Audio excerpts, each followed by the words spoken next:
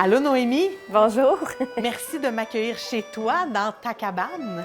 Ça me fait plaisir. On est où physiquement au Québec, ici? Alors, on est à Sainte-Lucie-de-Beauregard. Ça, c'est au sud de Montmagny, dans le parc des Appalaches. C'est magnifique. Elle existe depuis combien de temps, la cabane, ici? La cabane, le bistrot d'érable, où on est physiquement ici, elle existe depuis 2011.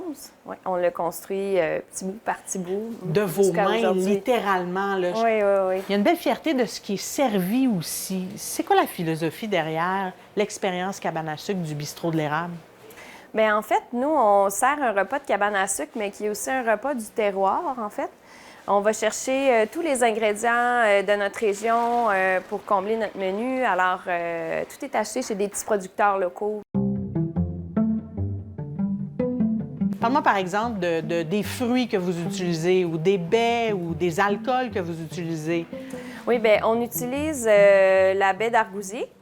Ça, c'est quand même particulier. C'est pas vraiment traditionnel dans les cabanes à sucre. Ça pas avoir ça dans une cabane à sucre. Je vais être honnête avec toi, là. C'est à la limite un peu surprenant. Puis, ben moi, ma grand-mère, elle avait une recette de jambon à l'érable et orange.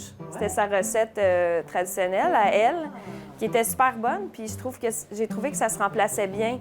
L'argousier prenait bien la place de l'orange. Fait qu'on a fait des tests, puis c'était super bon. Pour une cabane à sucre, là, moi, j'ai des producteurs de pois, la ferme Le Pré-Rieur. Puis, j'ai des producteurs, j'ai une productrice de Natacha qui produit la ferme Le Goglu, les haricots de Mébine.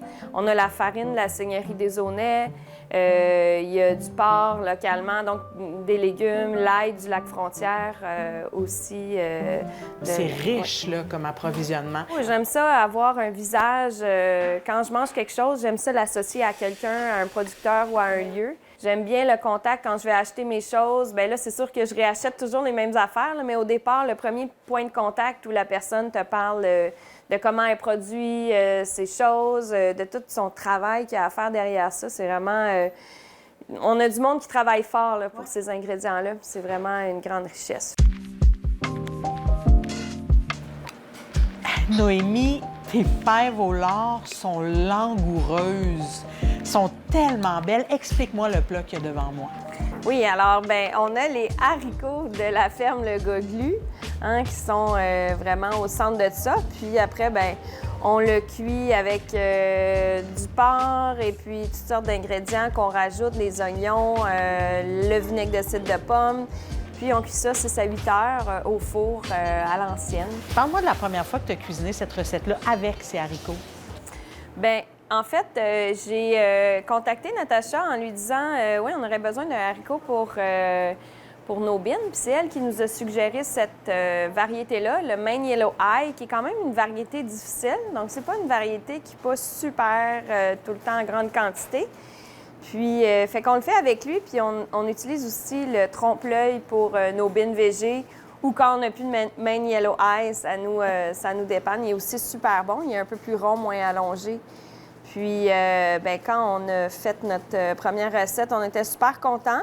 Ils sont un peu plus grosses que ce qu'on voit habituellement dans, disons, des cabanes à sucre plus traditionnelles. Mais nous, on aime bien voir le haricot. Puis, c'est un repas complet, hein, les bines. Hein. Les bûcherons partaient, ils mangeaient un plat de bines, puis c'était ça, la nourriture. Nous, on étale ça au travers plein d'affaires. Ça devient un item dans le menu, mais en fait, c'est un plat complet.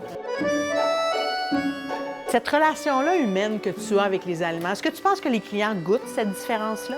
Bien, moi, je pense qu'ils voient l'amour dans tous nos plats, là, parce que c'est beau, c'est bon, ça sent bon, c'est frais. Puis je leur explique aussi d'où viennent les choses. Donc, je mets ça tout en lumière. Puis les gens, je pense qu'ils apprécient de le savoir. À quel point c'est traditionnel, l'expérience de cabane à sucre que tu offres? Bien, moi, je pense que c'est 100% traditionnel. C'est le même menu qu'ailleurs. C'est juste que c'est des ingrédients vraiment de qualité. Je pense que ça fait la différence. Vous modernisez l'expérience de cabane à sucre. Et C'est ça qui fait que ça vaut le détour. Puis en plus, c'est ancré dans le terroir de la région. Et c'est ça qui vaut le détour jusqu'à Sainte-Lucie-de-Beauregard.